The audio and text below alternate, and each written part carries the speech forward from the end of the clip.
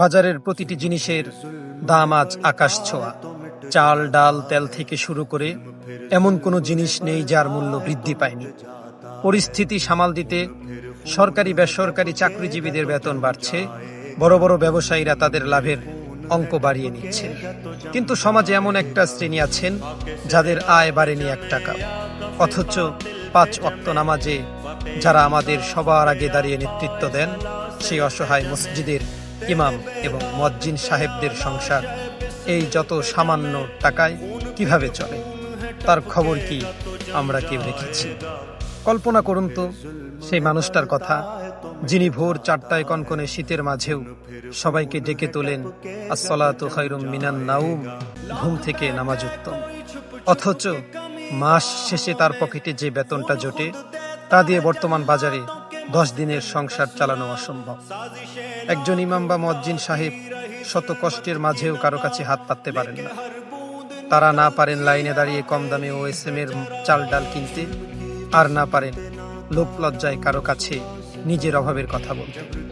সাদা জুব্বার সুন্দর হাসির আড়ালে লুকিয়ে থাকে তাদের পরিবারের তীব্র ক্ষুধা আর নীরব কান্না। তাদেরও তো সন্তান আছে, তাদের সন্তানদেরও তো ইচ্ছে করে ভালো একটু খেতে, ভালো একটা জামা পরতে। কিন্তু সমাজের এক অদ্ভুত নিয়মের কারণে তারা সবসময় উপেক্ষিত থেকে যায়। আমাদের প্রশ্ন হলো, যাদের পেছনে আমরা প্রতিদিন সিজদা করি তাদের কেন এই কষ্টের জীবন পার করতে হবে? কেন সরকারি বা বেসরকারিভাবে তাদের কোনো স্থায়ী বেতন কাঠামো বা সরকারি সহায়তার ব্যবস্থা করা হয় না?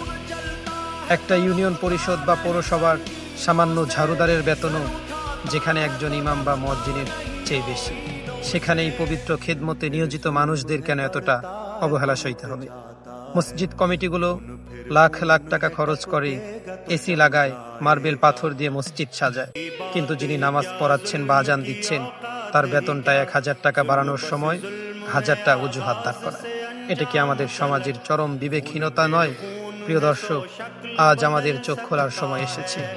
শুধু সরকারের দিকে তাকিয়ে না থেকে আমাদের নিজেদের এলাকার মসজিদগুলোর দিকেও তাকাতে হবে। আজ আপনাদের কাছে আমার আকুল প্রশ্ন, আপনার এলাকার মসজিদের ইমাম ও মুয়াজ্জিন সাহেবের বেতন কত? এবং তাদের এই কষ্ট দূর করতে সরকারের পাশাপাশি আমাদের সাধারণ মানুষদের এবং মসজিদ কমিটির কি ভূমিকা নেওয়া উচিত? দয়া করে আপনার মূল্যবান মতামতটি কমেন্ট বক্সে লিখে যাবেন। আপনাদের এক একটি কমেন্ট হয়তো এই নীরব মানুষগুলোর অধিকার আদায়ের আওয়াজ হয়ে উঠতে পারে। আল্লাহ তাআলা আমাদের সমাজের এই সম্মানিত মানুষদের মর্যাদা ও হক সঠিকভাবে আদায় করার তৌফিক দান করুন, আমিন। এই অতি গুরুত্বপূর্ণ বার্তাটি সমাজের সর্বস্তরের মানুষের কাছে পৌঁছে দিতে ভিডিওটি এখনই শেয়ার করুন এবং ভয়েস অফ শেখ পেজটির সাথেই থাকুন। আজ বিদায় নিচ্ছি। আসসালামু আলাইকুম ওয়া রাহমাতুল্লাহ।